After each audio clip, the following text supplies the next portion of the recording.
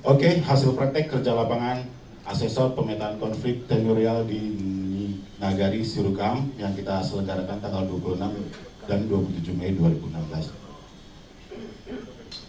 Adapun peta potensi konflik yang bisa kami rangkum dari hasil kegiatan bahwasanya semakin sedikitnya areal kelola untuk keperluan bercocok tanam.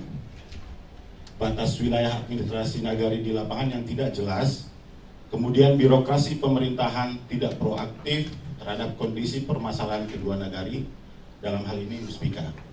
Selanjutnya, menurunnya pemahaman dan penerapan akan tatanan wilayah ulayat di Nagari Sirukam. Yang terakhir, kontrol sumber daya air oleh Nagari Sirukam yang dapat membatasi akses Nagari Supayang. Ini adalah potensi konflik dari hasil wawancara kami dengan masyarakat. Selanjutnya, adapun potensi damai yang mungkin bisa nanti menjadi rujukan pada saat mediasi negosiasi, adanya kesamaan kultur Minangkabau, ini harus kita pegang teguh. Yang kemudian keterikatan antara suku dan kaum dari pernikahan dan keturunan, ini jelas. Ada orang Sirukam yang menikah ke Supayang ataupun sebaliknya.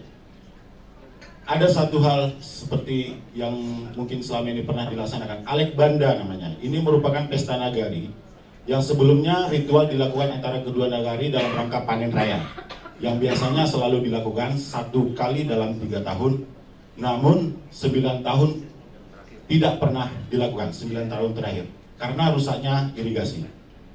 Nah, momen ini mungkin nanti bisa juga digunakan sebagai hal-hal yang bisa menjadikan perdamaian. Keterikatan dalam pemanfaatan air untuk areal kesawahan. Ada kesatuan dalam pemanfaatan air untuk areal persawahan. Masyarakat di Nagari Sirukam tidak menolak program Yayasan Kalawet yang pro konservasi. Nah, mereka memandang ini hal yang positif dari sisi program. Selanjutnya 23, terbentuknya Nagari Sirukam dahulu bernama Tanjung Paraminan. Tanjung Paraminan. Selanjutnya di tahun 1824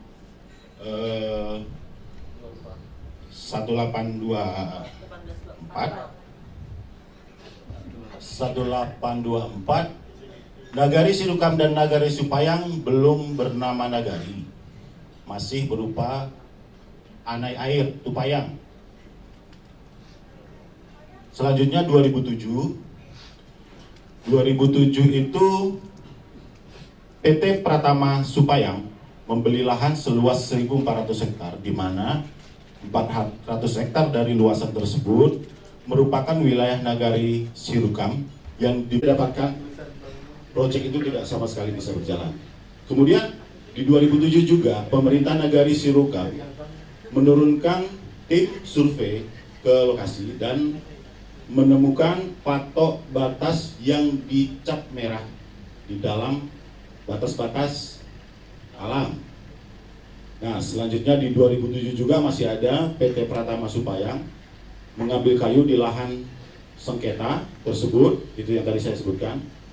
Selanjutnya di tahun 2007 juga di bulan Oktober tanggal 20, Ketua Kerapatan Adatnya Sirukam, Wali Nagari Sirukam, Badan Musyawarah Sirukam mengajukan gugatan kepada PT Pratama Supayang menuntut agar PT Pratama Supayang mengembalikan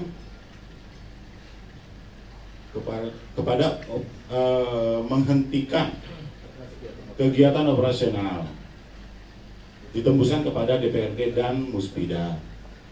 Selanjutnya masih di tahun 2007 juga kalau nggak salah, Agustus 2015 ya, PT Kalawet melakukan aktivitas di lahan sengketa. Selanjutnya di September 2015, warga Nagari Sirukam kembali menggugat keberadaan PT Yayasan Kalawet yang beraktivitas di wilayah Nagari Sirukam. Selanjutnya November, Agustus, Oktober, Agustus, September, November 2015, seluruh perangkat desa ataupun nagari Sirukam menghimbau kepada seluruh warganya untuk melakukan pembukaan lahan di wilayah sengketa. di wilayah nagari yang diklaim juga oleh Supayang. Selanjutnya di Januari 2016, warga nagari Sirukam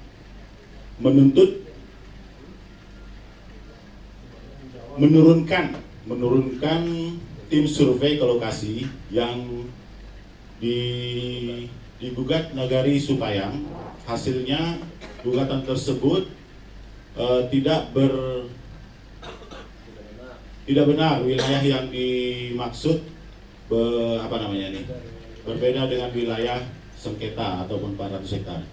Kemudian ada lagi aksi lagi di 1 April 2016, Muspida mengadakan pertemuan antara kedua nagari. Selanjutnya di 20 April tanggal 17, nagari Sirukam melaporkan sudah siap dengan data-data. Karena pada saat 1 April itu Muspida meminta masing-masing nagari untuk memberikan data-data baik itu bentuk sejarah ataupun batas-batas kawasan yang disengketakan. Mungkin untuk sejarah konflik sampai di situ. Selanjutnya kita masuk ke pemetaan faktor konflik, akar permasalahan, pemicu dan akselerasi. Akar permasalahan. Tata batas wilayah ulayat tidak jelas. Batas alam wilayah ulayat tidak diakui oleh ulayat yang bersebelahan. Masing-masing kita sudah mulai menangkap ya, antara ulayat, suku dan kaum. Insya Allah dari proses itu sudah ini. Kita tidak perlu jelaskan lagi. Pengelolaan lahan yang tidak optimal sehingga banyak areal yang kosong dan memberikan kesempatan bagi pihak ketiga untuk mengklaim lahan tersebut. Ini merupakan akar permasalahan juga kami anggap. Selanjutnya, yang ketiga, penurunan sejarah warisan yang kurang jelas atas tanah ulayat. Ada tanah ulayat suku warga Sirukam yang berada di wilayah nagari Supayang dan sebaliknya.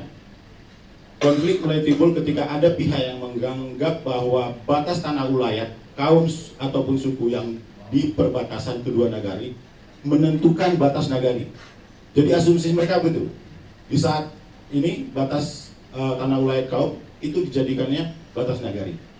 Kemudian yang menjadi pemicu adalah siap waktu 5 menit siap. Selanjutnya pemicu masuknya PT Pratama Supayang di Supayang tahun 2007 yang wilayah operasinya tumpang tindih dengan wilayah nagari Sirukam seluas 400 hektar. Penjualan tanah ulayat nagari Sirukam oleh warga Supayang ke PT Yayasan Kalawet ya di tahun 2014. Pematokan tanah ulayat oleh PT Kalawet. Himbauan dari wali nagari Sirukam untuk membuka kebun di tanah sengketa antara Sirukam dan Supayang. Kami koreksi sedikit, PT ini sebenarnya yayasan ya, kita kadang mengetiknya masih teringat dengan PT-PT saja. Sejatinya dia adalah yayasan. Selanjutnya akselerator, mengingat konflik antara Sirukam dengan Supayang baru berada pada tingkat ketegangan dan mobilisasi.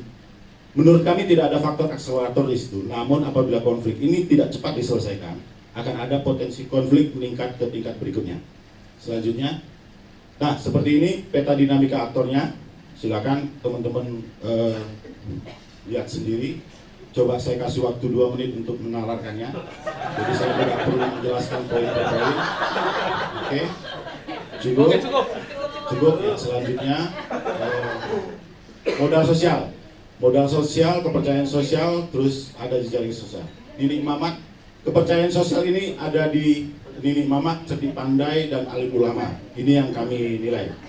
Selanjutnya, ini merupakan 3 tungku sejarangan, istilahnya di adat. Selanjutnya Pak. Nah, dari 3 tungku sejarangan ini ada 2 kelembagaan lagi, yaitu Badan Musyawarah Nagari dan Kerapatan Nagari. Itu bentuk dari 3 tungku sejarangan.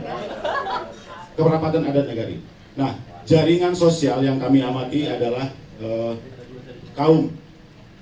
Jaringan kenagarian itu ada di dalamnya kaum yang terdiri dari kaum Melayu, Panai, Kuti, Anye, Tanjung, dan Caniago. Inilah jaringan sosial yang ada bergerak di negara tersebut. Selanjutnya ada filosofi ataupun seperti apa yang kami dapatkan bahwasanya adat salingka nagari. Adat berlaku di nagari yang bersangkutan. Ini modal sosialnya. Modal sosialnya ada struktur sosial yaitu keluarga, kaum, suku, dan nagari. Ini tingkatan Terjemahannya silakan nanti teman-teman copy setelah ini. Selanjutnya, representasi dalam memilih perwakilan baik untuk menyelesaikan masalah antara nagari ataupun untuk memperjuangkan aspirasi anggota kaum atau masyarakat nagari, masyarakat akan memilih dalam bentuk musyawarah nagari karena ini merupakan satu kearifan lokal musyawarah nagari. Kemudian biasanya mereka memilih perwakilan dari unsur pemerintah nagari, badan musyawarah nagari, kerapatan adat nagari, dan serta tokoh masyarakat seperti modal sosial yang tadi. Selanjutnya Pak, terakhir kayaknya. Ya, ante caranya adalah diserahkannya uang penjualan tanah yang dijual oleh Nagari Supayang ke Yayasan Kelewet ke Nagari Sirukam. Yang kedua, perubahan surat tanah areal konflik di sana tadi di Yayasan Kelewet itu menjadi tanah ulayat Nagari Sirukam. Yang terakhir, verifikasi tata batas wilayah kedua negara ini harus segera dilakukan. Mungkin itu dari kami. Terima kasih. Assalamualaikum warahmatullahi wabarakatuh. Dari data yang disampaikan tadi Pak, terlalu banyak ketidaksamaan di dalam permasalahan ini Pak. Terutama mengenai sejarah Banda, itu saya tidak bisa terima. Karena itu Banda irigasi yang ada juga sebelum negeri itu Banda sudah ada. Kalau kita bicara sejarah, siapa yang bikin Banda itu sampai Supayang. Yang pertama. Yang kedua, mengenai keberadaan Nagari Sirukam ya. Tadi di 1663 Tanjung Pelaminan katanya. Sedangkan kami di abad ketiga, di abad keempat sudah ada. Kemarin, waktu tim turun ke Supayang, saya sengaja nggak buka intisari dari permasalahan cerita sebenarnya. Kenapa? Karena belum adanya mediasi, ini akan menimbulkan interpretasi masing-masing kedua belah pihak. Yang kedua mengenai Yayasan Kelewet, katanya itu kan di Nagari Sirukam, itu kan versi Sirukam. Kalau iya, kenapa tidak dari awal dipermasalahkan? Ini permasalahannya mulai timbul sejak Warsi ada. Semenjak Warsi hadirnya ke Payung Sukaki dengan pengajuan lahan KPHK nilai Nagari Sirukam sebanyak 3.488 hektar. Apakah semuanya milik Sirukam? Kan ini yang saya pertanyakan. Saya pertanyakan ke Warsi. Saya tidak melarang Negeri Sirukam untuk mengajukan hal-hal seperti demikian. Tapi yang saya pertanyakan, yang mana kawasan bekas Sirukam? Itu yang pertama. Yang kedua, mengenai sejarah adat, itu baru versi Sirukam, kan belum masuk versi Supayang. Sebentar Pak, ini saya semua meluruskan. Ini terlalu banyak pembohong publik yang disampaikan kepada kawan-kawan kita yang melakukan pelatihan di Negeri Sirukam kemarin. Itu, soalnya kemarin Pak, terakhir hari Rabu tanggal berapa kemarin, kan sudah dilakukan verifikasi pengukuran ulang mengenai hutan hutan pengelolaan masyarakat. Itu hanya sebatas sebelah kanan, sebelah kiri itu Supayang. Nah, yang jadi pertanyaan kami, saya atas nama masyarakat Supayang. Pak Wali, sebentar Pak. Enggak, saya ini aja meluruskan. Tadi di proses awal ketika saya memandu bahwa ini diskusi akan jalan, saya mengatakan bahwa diskusi kita hari ini adalah menyampaikan hasil kelompok yang ini. Sebentar Pak, saya ini. Kalau memang seperti itu yang nanti Pak Wali bilang, kita bisa mendiskusikannya nanti. Ini kan temuan teman-teman saja dulu yang disampaikan.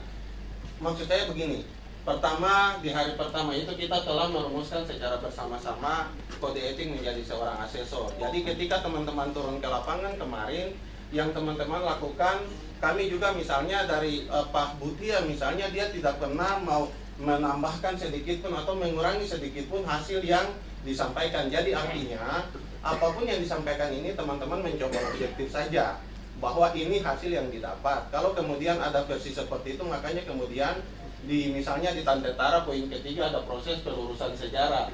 Mungkin itu nanti akan ada proses seperti itu Pak Wali. Maksudnya kalau memang seperti itu, tapi ini hanya saran kami, supaya kalau memang seperti ini kan nanti diskusinya diskusi antara Supayang dan diskusi antara Sirukam. Maksud kami itu. Ya, saya memahami Pak. Cuma saya sedikit agak tidak menerima mengenai sejarah bandar irigasi ini Pak. Sebentar, saya tidak bicara dengan Anda. Sebentar dulu. Ini jangan permasalahan ini jangan sampai kemana masalah. Saya ngerti. Jangan macam-macam ya. Saya lagi bicara.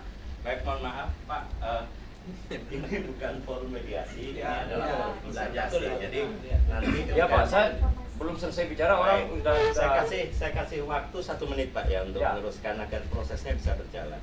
Yang pertama pasti akan terjadi versi-versi kebenaran dan versi-versi kesalahan di antara dua orang di antara dua pihak yang sedang berkonflik siapapun itu. Versi-versi kesalahan dan versi-versi kebenaran ini akan coba dimediasi pada saat mediasi. Nah, ini bukan forum mediasi, ini adalah forum presentasi. Karena itu pelurusan-pelurusan bisa disampaikan. 1 menit lagi mungkin Pak, kita teruskan. Ya Pak, terima kasih Pak. Yang saya maksud di sini begini Pak, ada hal-hal di dalam pencarian pengolahan data tadi Pak. Ya. Kalau kami dari saya kamu menjaga kode etik ini Pak, supaya permasalahan keluarga ini tidak terlalu meruncing, sehingga pada tim kemarin saya tidak keluarkan semuanya. Baik. Mengenai bandar irigasi Pak, itu tidak bisa dimasukkan. Baik. Karena sebelumnya bandar ini sudah ada. Bukan hak Sulkam bandar ini, bandar itu milik Ibu Nagari. Baik. Kalau saya berbicara seperti itu, tapi kalau terjadi klaim-klaim mengklaim seperti ini Pak, bahasa yang disampaikan ini lain jadinya gitu. Jadi otomatis sekarang Sulkam sudah mengklaim secara 100% ini lokasi beliau. Padahal kita belum ada mengadakan mediasi.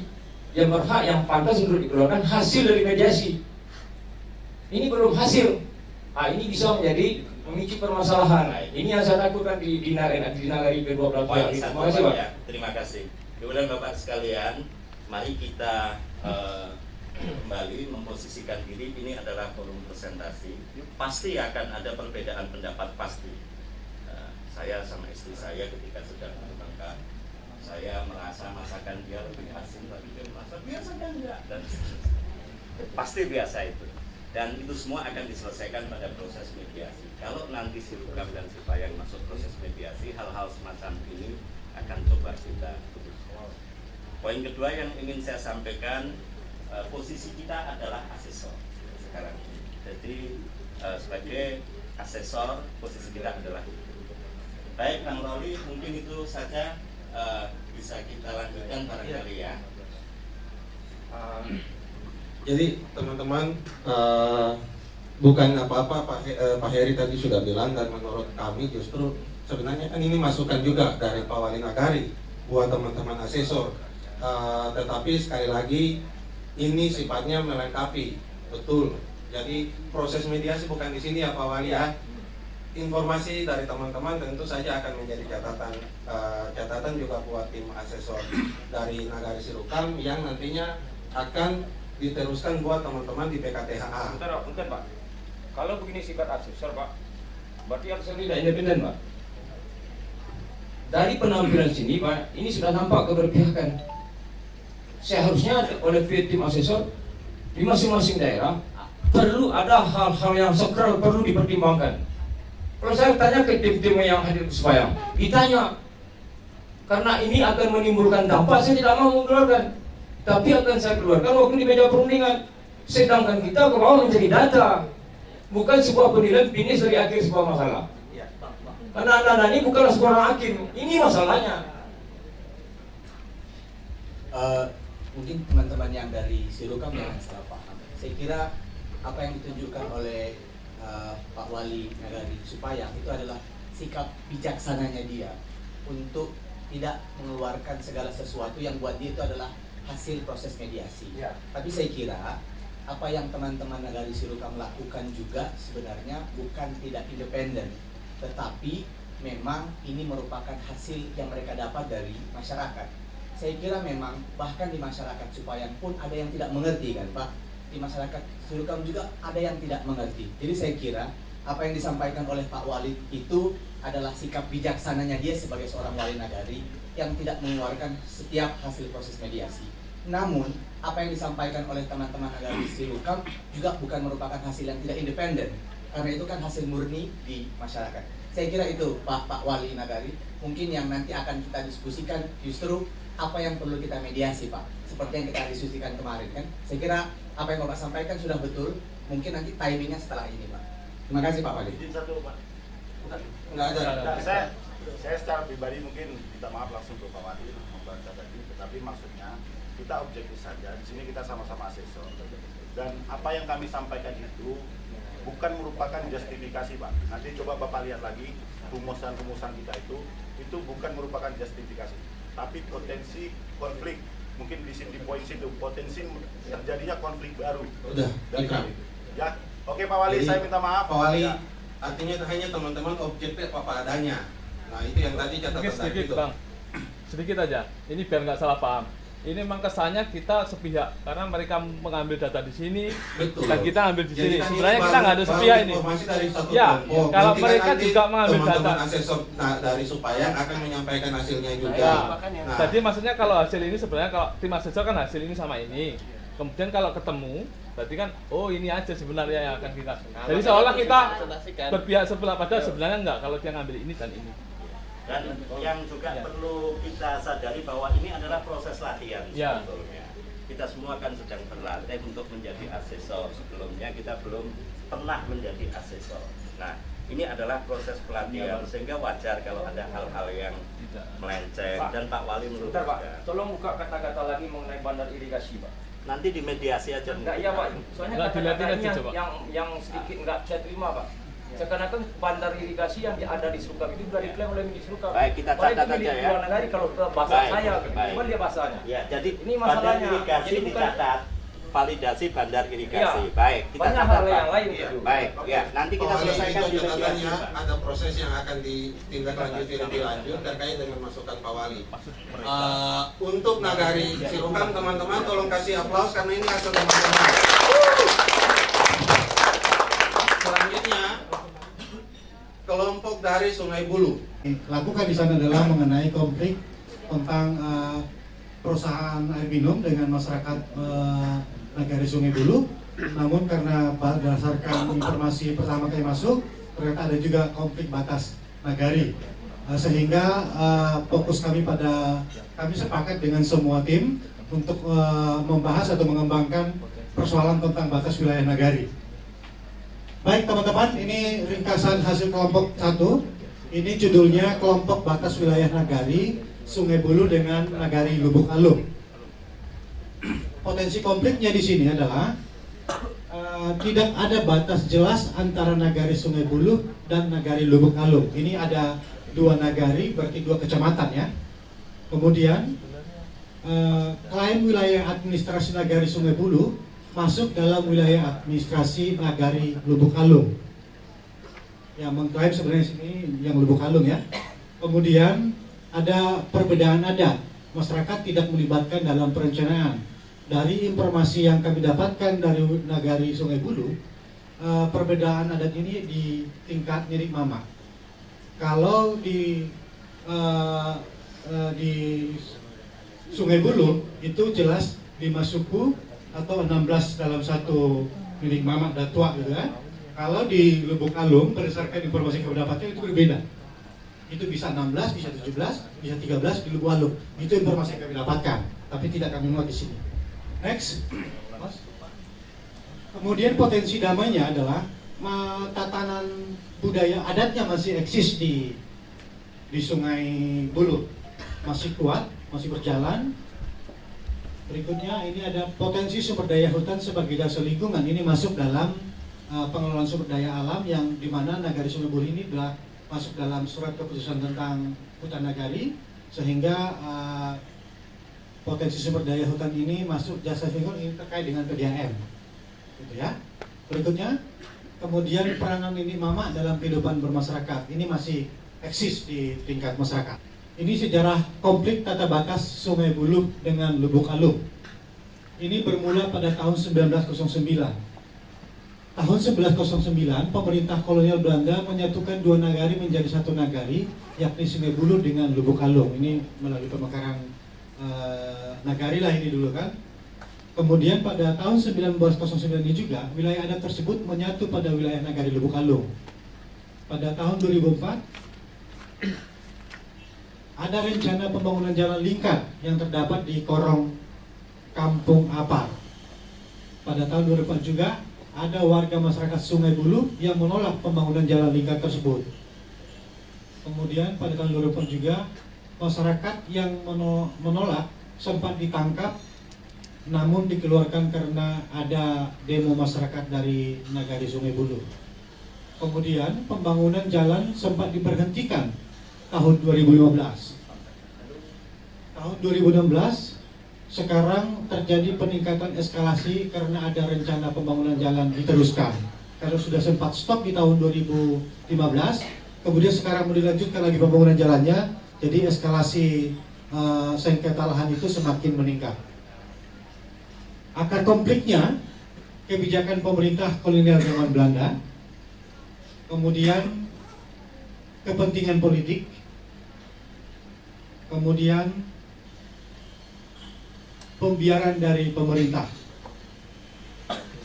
Kemudian ada juga perbedaan data.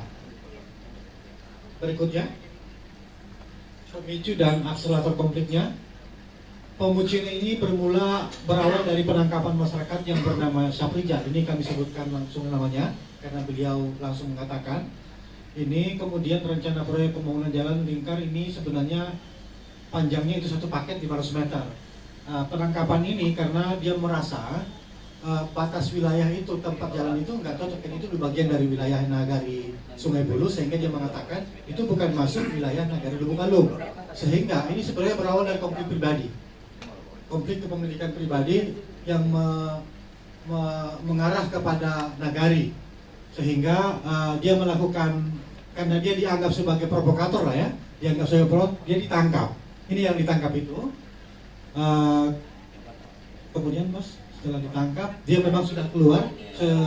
Begitu ditangkap jam 8, besoknya dia keluar karena ada aksi demo dari masyarakat Nagari Sungai Buluh. Kemudian akseleratornya adalah ada pengukuran jalan oleh PU. Pengukuran jalan ini tidak ada istilahnya verifikasi dengan wilayah Nagari yang bersangkutan. Ini secara sepihak dilakukan. Kemudian rencana proyek pembangunan jalan ini tujuannya adalah pengukuran jalan untuk pembangunan proyek jalan. Kemudian lanjutan pembangunan jalan tidak sesuai dengan rencana awal tahun 2016. Peta dikeluarkan PU, peta jalan, peta wilayah yang mau dibangun, tetapi masyarakat di Sungai Buluh tidak dilibatkan seperti apa rencana pembangunan jalannya berikutnya gitu kan, sehingga sekarang ini pembangunan jalan ini mau dilakukan tanpa sudah dikelok-kelokkan lagi, tidak melalui itu lagi, tidak sesuai dengan rencana awal lagi.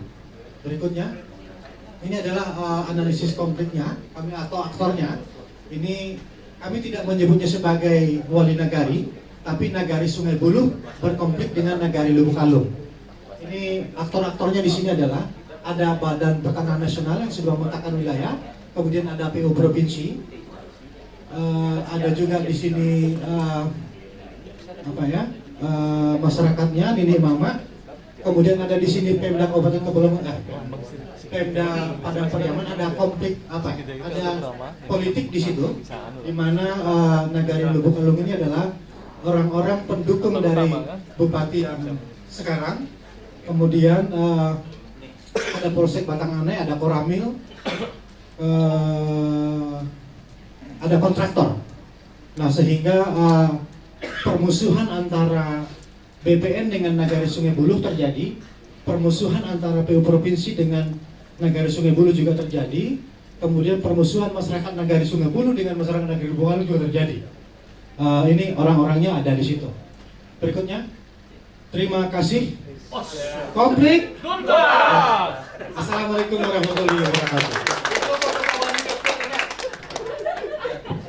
Oke teman-teman, itu presentasi dari kelompok Sungai Buluh. Berhubung karena pendamping dari kelompok Sungai Buluh yaitu Pak Syabda dan Pak Pras.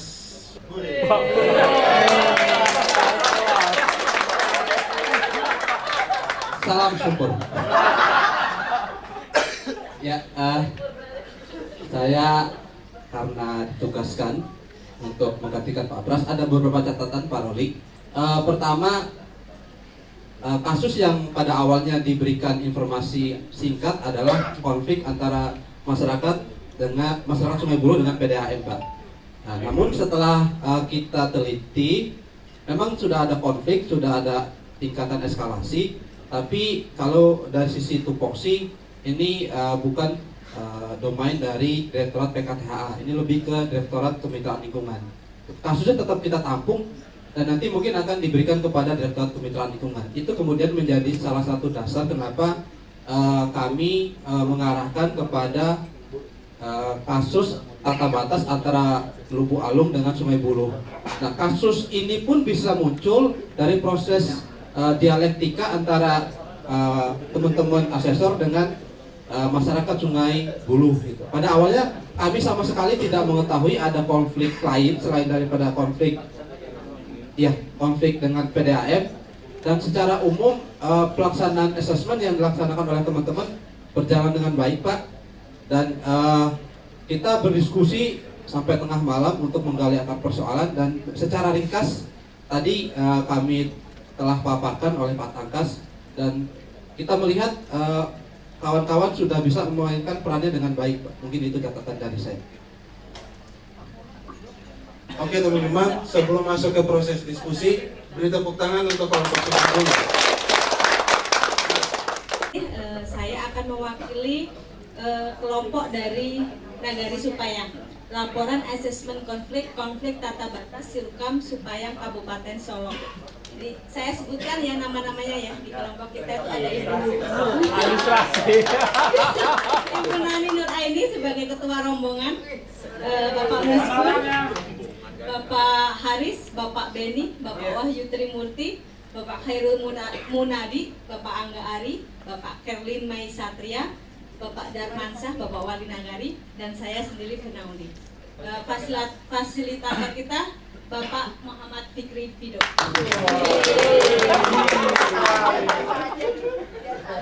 Langsung aja. Untuk pertama, potensi konflik dan potensi damai. Potensi konflik di Nagari Supayang dan Nagari Sirukam, yang pertama adalah tata batas nagari belum selesai. Kemudian yang kedua, pola penguasaan tenurial oleh pihak luar. Yang ketiga, potensi sumber daya alam, yaitu lahan pertanian dan pertambangan. Kemudian potensi damai adalah yang pertama, keterikatan sejarah. Yang kedua, emosional terhadap objek konflik rendah. Yang ketiga, pendekatan adat masih dijunjung tinggi. Pemetaan faktor konflik. Akar konflik di sini adalah ketidaksepahaman batas antara Nagari Supayang dan Nagari Sirukam. Pemicu konflik yaitu yang pertama, keluarnya SK Menhub tahun 2014 tentang penetapan areal kerja hutan Nagari Sirukam. Yang kedua adalah keberadaan LSM Warsi. Yang ketiga adalah keberadaan Yayasan Kalawe. Akselerator adalah adanya proyek RHL dan proyek Hutan Nagari. Pemetaan aktor di sini yang kita segitiga ini menggambarkan bahwa di situ adalah aktor utama. Kemudian yang lingkaran adalah aktor rentan. Yang segi empat ini di sini aktor fungsional. Jadi aktor utama di sini adalah pemerintah Nagari BMN kan, pemerintah Nagari. Di sini Yayasan Kalawet itu dia hanya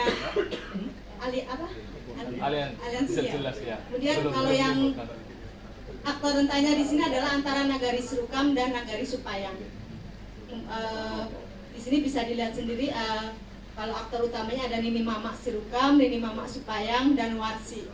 Kalau kelompok fungsionalnya ada Disud Kabupaten, BPN sebagai penata areal itu tata batas lahan, dan Muspika Payung Sekaki, ada Polsek Payung Sekaki, Camat, dan Koramil.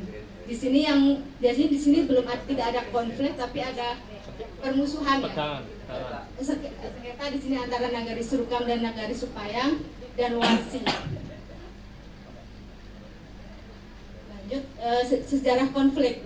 Sejarah konflik ini sesuai dengan tata cara pemetaan ya Pak Wahyu. Jadi di sini ada kita bikin apa, ada bahwa sengketa di sini kemudian naik ke atas, penyelesaian tidak ada ketegangan dan mobilisasi. Jadi walaupun gambarnya tidak berwarna-warni, tetapi di sini kita akan menggambarkan bahwa inilah sudah sampai batas mana konflik di sini.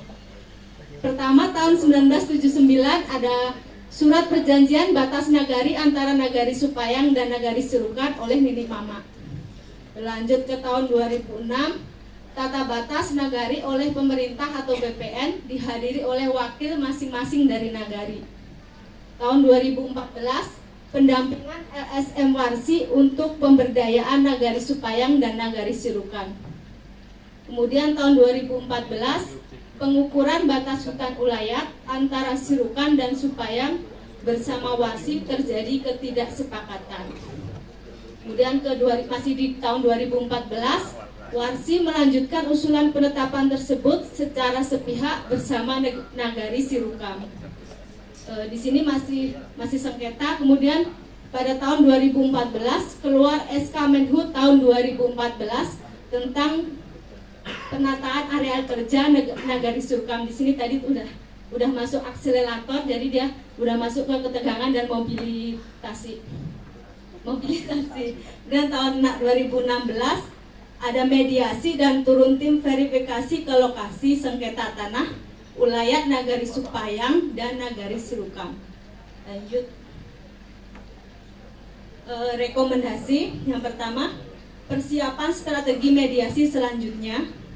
Yang kedua, penetapan tata batas nagari oleh pemerintah umum, pemerintah daerah Kabupaten Solok dengan melibatkan pihak terkait yaitu kecamatan, wali nagari, dan berkonsultasi dengan Nini Mama masing-masing nagari.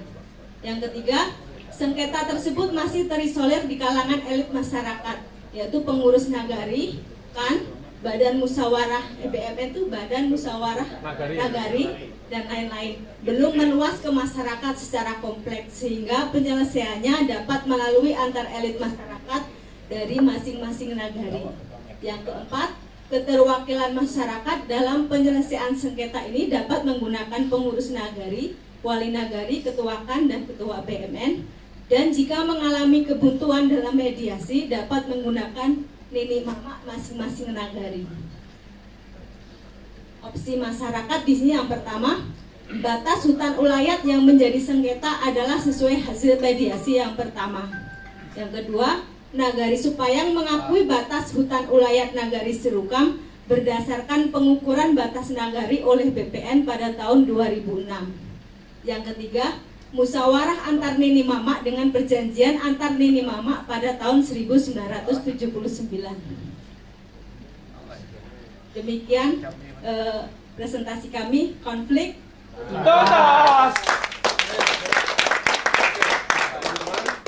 Terima kasih Pak. Mengenai tentara, apa yang disampaikan oleh dari Sultan tadi, kita akan carikan solusi tentaranya dengan syarat kita berduduk. Kemudian akan terjadi proses mediasi dan negosiasi. Kalau perlu nanti win-win solution 50-50. Kan seperti itu. Cuma yang sangat saya sesalkan, kita sebagai asesor kan dalam baru tahap proses, bukan dalam tahap mediasi dan disebut finalisasi dalam permasalahan. Jadi kalau seperti ini bersikap asesor tadi Pak, kacau lagi jadinya Pak. Ini saya minta maaf, ini versi saya kan. Boleh hal-hal seperti yang anda sampaikan dari sini, tapi dalam proses mediasi, bukan dalam proses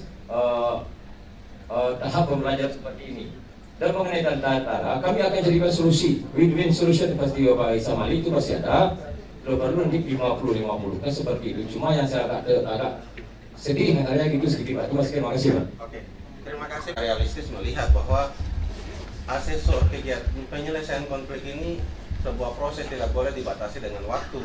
Tapi kami hanya mau melihat, mencoba untuk ini ke teman-teman bahwa kalau kemudian yang dikejar itu waktu atau output dari sebuah proses resolusi konflik, hasilnya nggak akan pernah efektif.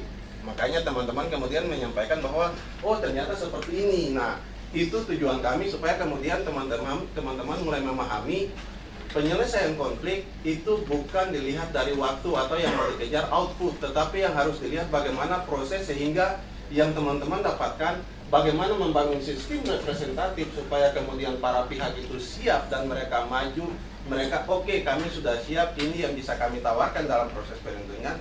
Itulah yang kita inginkan teman-teman mempelajari. Saya sangat senang sekali melihat proses ini karena dengan waktu yang singkat teman-teman semua sudah bisa menangkap apa yang diinginkan menjadi seorang asesor. Bisa kita lihat dan kita alami sendiri ketika di lapangan, itu seorang asesor itu kita memang harus membuka semua di diri kita, hati kita, pikiran kita, insting kita, semua harus kita buka.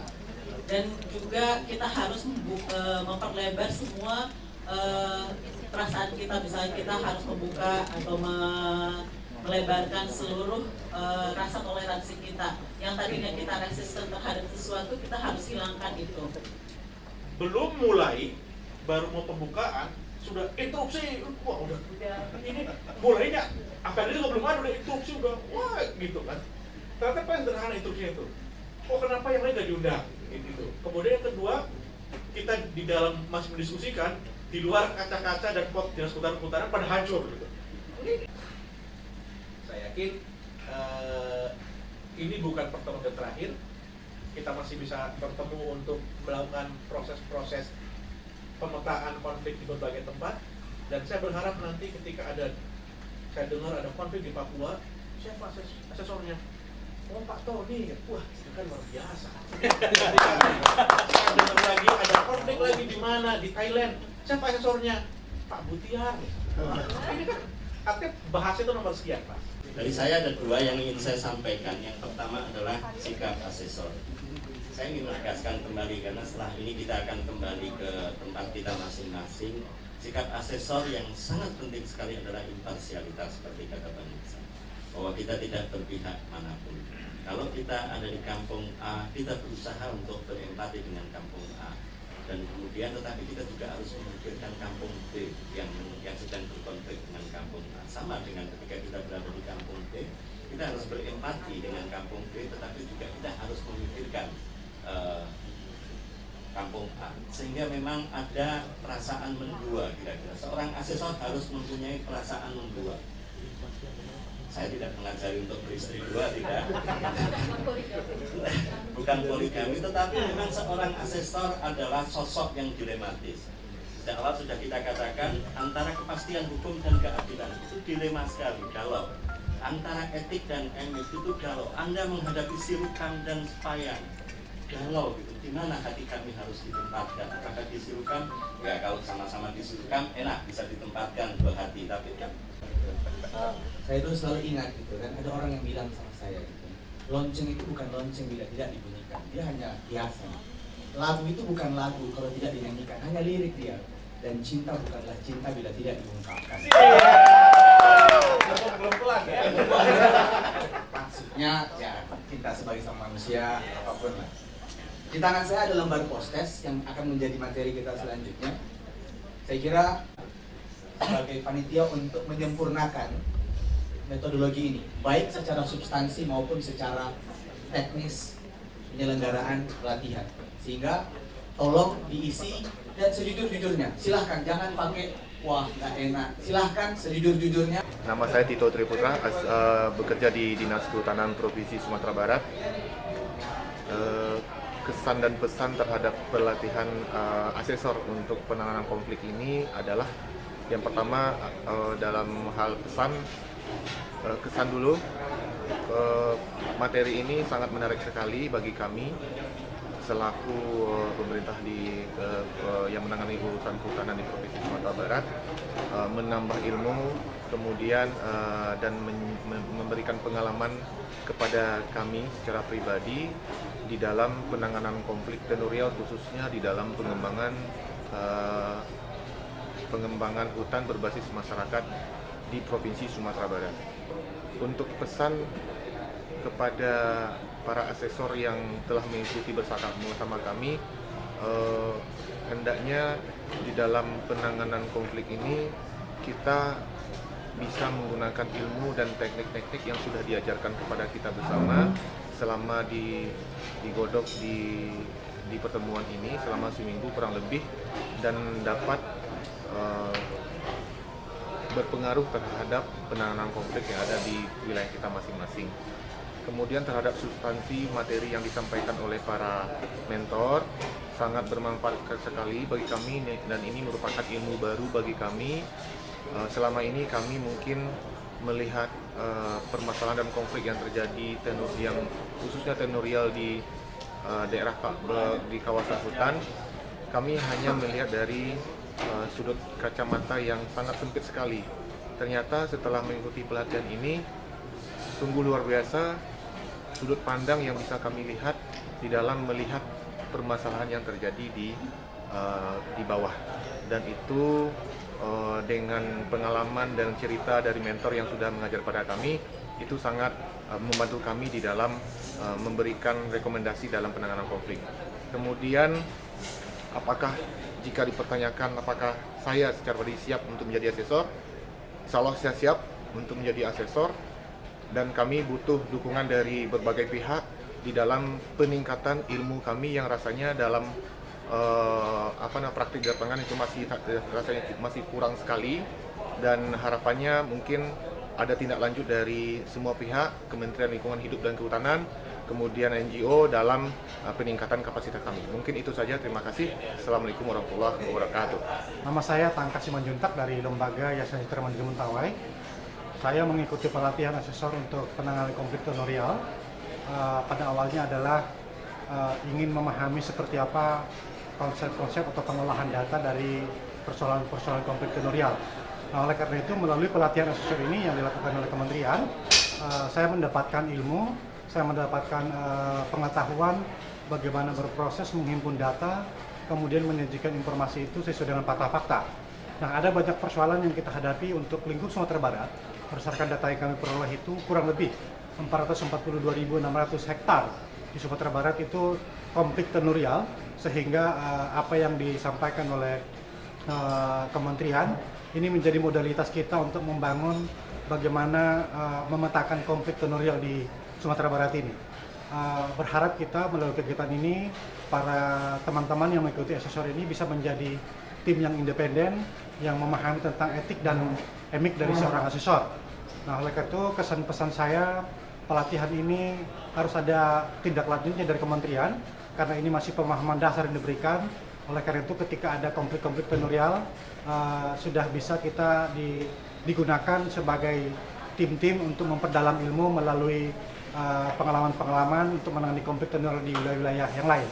Saya rasa itu dari saya. Terima kasih. Assalamualaikum warahmatullahi wabarakatuh. Saya Buktiar dari Lembaga Pengelolaan Nagari atau LPN Serukam Kabupaten Solok sebagai peserta pelatihan asesor penanganan konflik dan tenurial tanah adat dari Kementerian Lingkungan Hidup dan Kehutanan Republik Indonesia yang bekerja bersama dengan UNDP.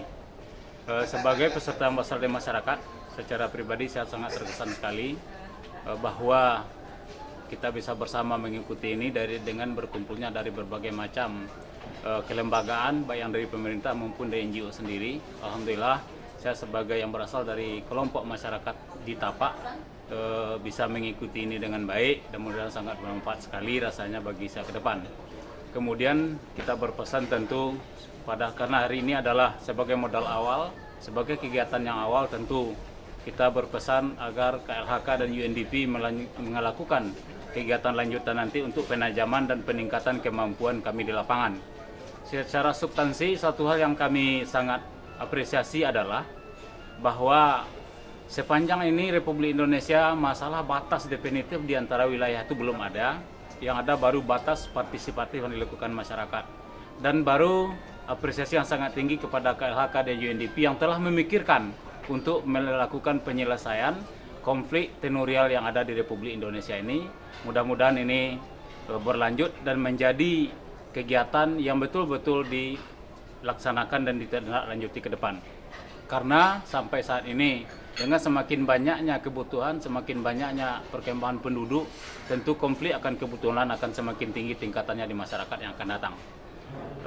Kemudian secara pribadi dan kawan-kawan peserta pelatihan, kami menyatakan setelah ini kami siap menjadi asesor, mudah-mudahan bisa menjalankan tugas dengan baik di bawah bimbingan para pimpinan kami dan pelatih-pelatih atau narasumber yang telah menggembleng kami dari awal, mudah-mudahan sampai selanjutnya nanti. Terima kasih. Assalamualaikum warahmatullahi wabarakatuh. Saya Yulian Tony dari Yayasan Taman Nasional Tesonilo, peserta pelatihan asesor konflik tenurial dan hutan adat di Padang. Kesan saya sebagai peserta dari pelatihan ini, saya melihat bahwasanya pelatihan ini sudah dipersiapkan dengan baik dengan tujuan untuk mencetak asesor-asesor yang mempunyai sikap, ilmu pengetahuan dan tingkah laku yang bisa digunakan untuk menilai sebuah konflik di sebuah daerah.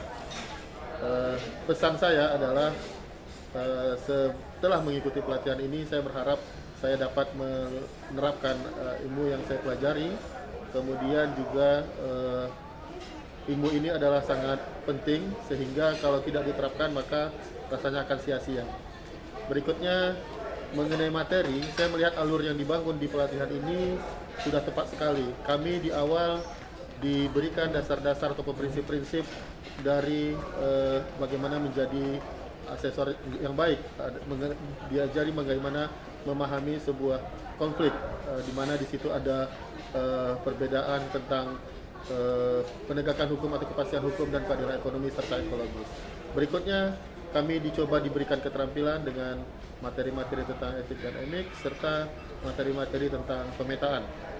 Dan terakhir adalah solusi atau bagaimana kemudian teknik ataupun keterampilan yang kami dapat itu bisa digunakan untuk menyelesaikan konflik. Sehingga saya menilai alur yang dibangun dari pelatihan ini sudah bisa membuat peserta pelatihan mencapai tujuannya. Selanjutnya secara pribadi saya siap untuk menjadi seorang asesor karena selain pengalaman saya berhubungan atau berinteraksi dengan masyarakat, kemudian juga materi pelatihan ini menambah kepercayaan diri saya dan menambah keyakinan saya untuk menjadi seorang asesor. Selamat pagi, saya Nafitri, Program Director Conflict Resolution Unit dari Indonesia Business Council for Sustainable Development. Saya adalah seorang peserta di pelatihan asesor yang dilaksanakan oleh PKTHA, Kementerian Lingkungan Hidup dan Kehutanan. Sebagai seorang peserta, saya melihat keberhasilan PKTHA dalam memastikan bahwa para peserta merupakan wakil dari berbagai aktor dan pemangku kepentingan dalam sebuah konflik kehutanan. Dari pelatihan ini, saya melihat bahwa para peserta dapat mendapatkan pemahaman yang baik tentang metode asesmen yang sedang dikembangkan oleh PKTHA. Dan juga menyadari pentingnya sebuah proses asesmen yang baik untuk memastikan bahwa proses mediasi yang dilakukan akan dapat berhasil. Melalui pelatihan ini kami pun diberikan sebuah pemahaman bahwa seorang asesor harus dapat mempertahankan imparsialitas dan juga objektivitas terlepas dari pentingnya empati bagi para aktor yang sedang berkonflik. Saya harap pelatihan ini akan dapat terus dilakukan dan juga dapat dikembangkan di daerah yang lain. Terima kasih. Selamat siang, saya dengan Nani. Saya dari Madhyasta Dispute Resolution. Saya dari Lembaga Mediasi dan Konsultan Hukum. Tapi yang ini coba minumnya belum lagi? Belum ya udah. Dari minum dulu. Dari minum ya. Selamat siang. Saya Nani dari Madhyasta Dispute Resolution. Saya dari Lembaga Mediasi dan Konsultan Hukum. Dari sisi sudut pandang mediasi, kami memiliki kebutuhan untuk membaca sebuah hasil asesmen yang mudah dipahami dan komprehensif. Kebutuhan tersebut timbul karena tingginya kompleksitas dalam penanganan kasus tenurial. Sesudah saya melakukan pelatihan selama 6 hari, tampaknya dengan pelatihan ini kebutuhan kami itu dapat terjawab baik dari sisi konsep, metodologi maupun pendokumentasian. Terima kasih. Terima kasih kepada semuanya, terima kasih atas semangatnya, dan tentunya hari ini bukan hari terakhir, kita masih akan bertemu kembali untuk berbagai hal. Dan sekali lagi tetap semangat dan selamat kembali kamu masing-masing, semoga semuanya selamat. Dan saya dari UNDP mohon maaf kalau dalam proses berhari-hari ini ada beberapa hal yang mungkin tidak berkenan, baik itu ke Ibu Mer dan teman-teman di KLHK, ke Pak Hedi dan teman-teman Dinas Kehutanan maupun juga seluruh peserta. Ya, semoga untuk alumni yang ketiga akan jauh lebih baik. Itu saja. Wabillahi taufiq wal hidayah. Wassalamualaikum warahmatullahi wabarakatuh. Waalaikumsalam. Terima kasih Pak Ahmad Hidayat. Tentu kehadiran Bapak Ebi selaku Kadisud Sumatera Barat sangat penting kehadirannya. Apa yang disampaikan oleh baik Ibu Ratna dan juga Bapak Ahmad mewakili. Boleh saya mengundang satu orang, yaitu kepala ketua kelas. Jadi mereka memiliki ketua kelas memberikan sedikit pesan dan kesan di hadapan Bapak Henry supaya mungkin Pak Henry juga bisa mengetahui seberapa indah kawasan hutan yang berada dalam tanggung jawabnya. Silakan kepada ketua kelas Ibu Inauli untuk sedikit memberikan pesan dan kesan. Assalamualaikum warahmatullahi wabarakatuh. Yang saya hormati Bapak Kepala Dinas Provinsi Sumatera Barat, Ibu Merah, Ibu Kasubdit Pemerintahan Konflik, Bapak Rahmat dari UNDP, dan Bapak Ibu Fasilitator, teman-teman semua yang saya banggakan. Terima kasih. Di sini saya mewakili teman-teman semua sebagai ketua kelas ya. Terima kasih. Saya mengucapkan terima kasih kepada panitia bahwa telah mengundang kami semua. Kami ini merasa sebagai orang pilihan telah diundang dalam pelatihan ini, sehingga kita dapat ilmu yang sangat bermanfaat sekali. Kemudian saya juga terima kasih kepada teman-teman semua yang telah kompak dan saling berbagi pengalaman bagi kita semua, sehingga kita dapat menyelesaikan pelatihan ini selama 1 minggu. Banyak sekali kesan dan pesan yang telah tadi diungkapkan oleh teman-teman semua, bahwa kita tetap akan menjaga komunikasi dan silaturahmi, dan semoga setelah kita pulang dari pelatihan ini kita mendapatkan manfaat yang banyak sekali. Itu aja Pak. Terima kasih Ibu. Assalamualaikum warahmatullahi wabarakatuh. Selanjutnya saya mengundang kepada Bapak Insinyur Henry Octavia Master of Science untuk memberikan sambutan sekaligus menutup acara ini dengan resmi. Konflik tuntas. Konflik tuntas. Tuntas konflik. Balik lagi. Kalau tuntas, alhamdulillah.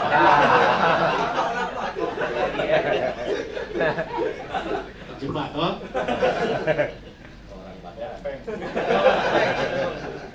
Baik, yang sama-sama kita hormati Ibu Merah dari Direktorat yang mewakili Direktur Penanganan Konflik Tenurial Hutan Adat. Terima kasih Bu Merah yang sudah 6 hari menetap di Sumatera Barat untuk menangani, mendampingi kita semua.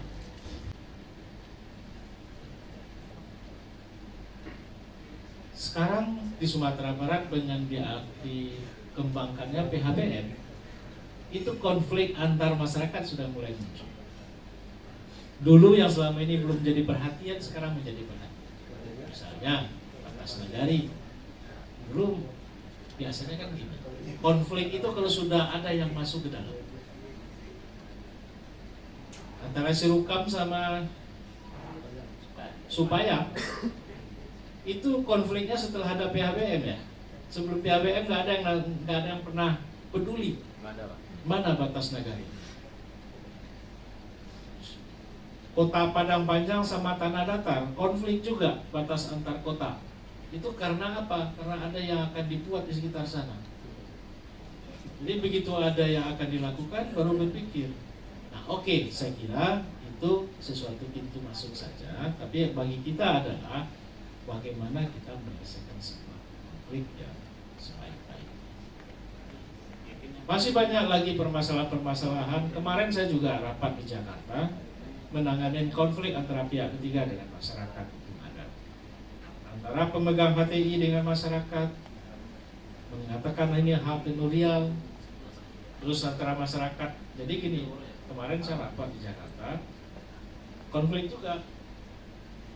HTI bekerja sama dengan pemangku hutan yang hak adat mengatakan hutan adat milik si A, terus si B mengatakan milik saya, terus perusahaan percaya kepada salah satu saja, yang tidak percaya menuntut.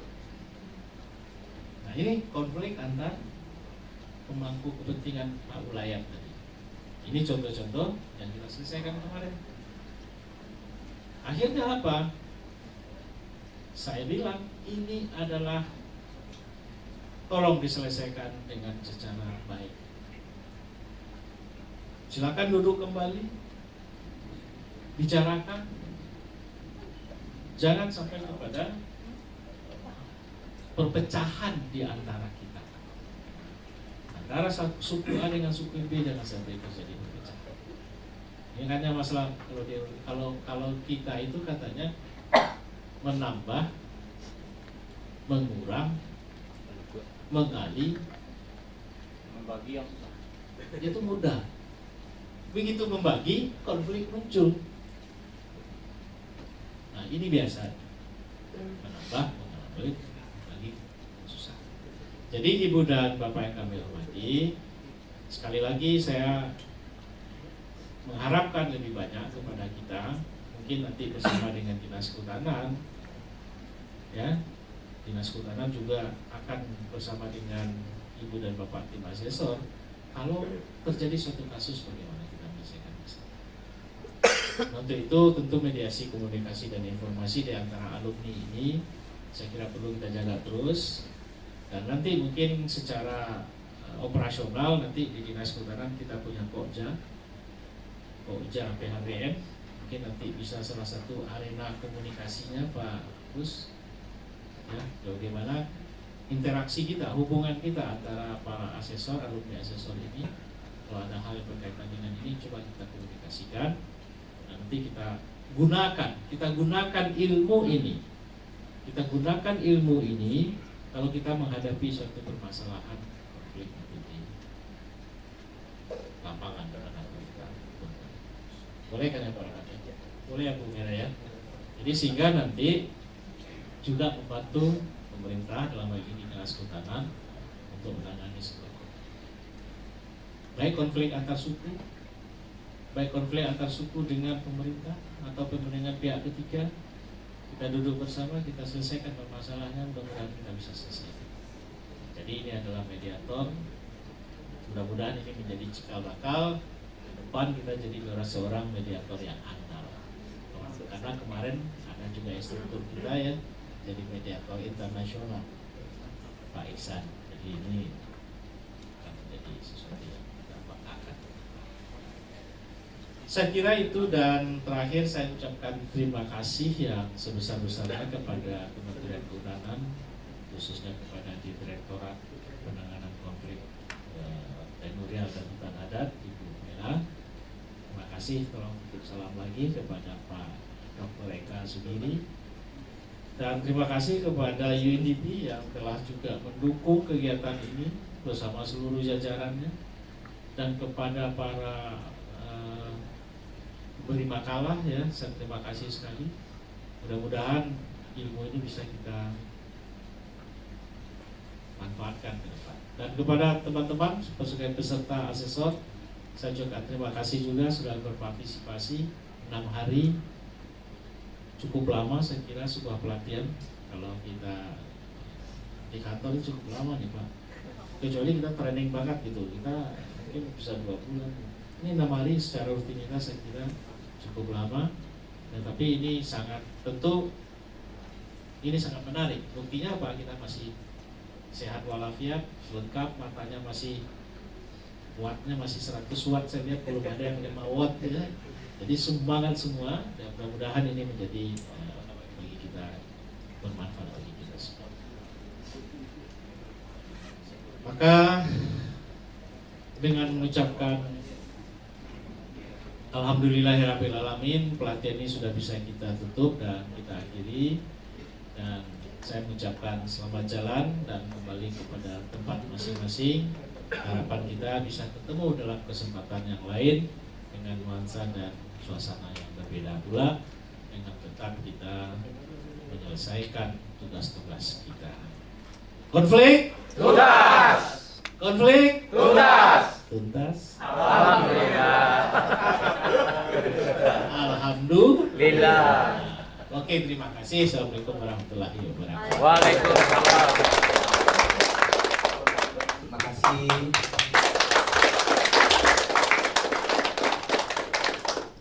Konflik tuntas.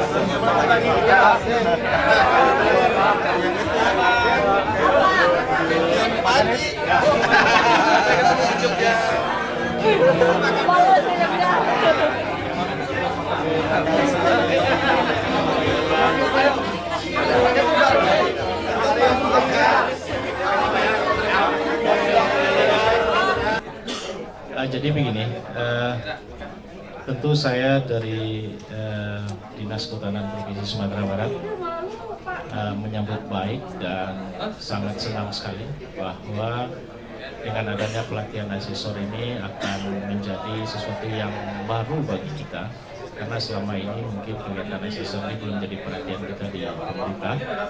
Maka dengan melakukan pelatihan dengan bersama-sama stakeholder terkait, diharapkan akan dapat membantu peran pemerintah di dalam menangani konflik tenurial dan hutan adat yang ada di Provinsi Sumatera Barat. Tentu hal ini akan menjadi modal dasar bagi kita di dalam penyelesaian setiap kasus, karena kita sudah dibantu oleh personil yang sudah kita lakukan pelatihan pada nanti. Selanjutnya saya mengharapkan kepada pemerintah pusat, ini adalah sesuatu yang harus selalu kita dorong dan kita kembangkan agar muncul asesor-asesor yang lebih banyak lagi, karena tentu kemungkinan ke depan karena kita berkaitan dengan masalah pemanfaatan kawasan, pemberdayaan masyarakat di sekitar kawasan hutan, hal-hal yang berkaitan dengan konflik bisa saja terjadi, baik konflik antar masyarakat dengan masyarakat, konflik masyarakat dengan pemerintah bisa jadi, dan konflik masyarakat dengan pihak-pihak pelaku usaha di sektor. Maka ini akan selalu kita dorong dan kita kembangkan terus, sehingga kita harapkan bisa menjadi perpanjangan tangan kita bersama masyarakat kalau ada hal yang kurang bisa kita selesaikan di tingkat kita. Selanjutnya saya menilai bahwa kegiatan ini perlu selalu kita dorong dan kita kembangkan, bahwa ini membawa masyarakat bisa menyelesaikan masalahnya sendiri dengan cara-cara yang cukup santun, dengan cara-cara yang bersifat berkoordinasi di antara mereka, tanpa melakukan, atau kalau kita bisa sebaik mungkin menghindari hal-hal yang berkaitan dengan penegakan hukum, konflik-konflik hukum. Lebih baik kita selesaikan dengan secara adab, secara kesepakatan bersama, secara demokratis. Ini yang kita coba kita harapkan kepada mereka-mereka asesor yang sudah kita latih pada hari ini. Demikian, terima kasih. Assalamualaikum warahmatullahi wabarakatuh.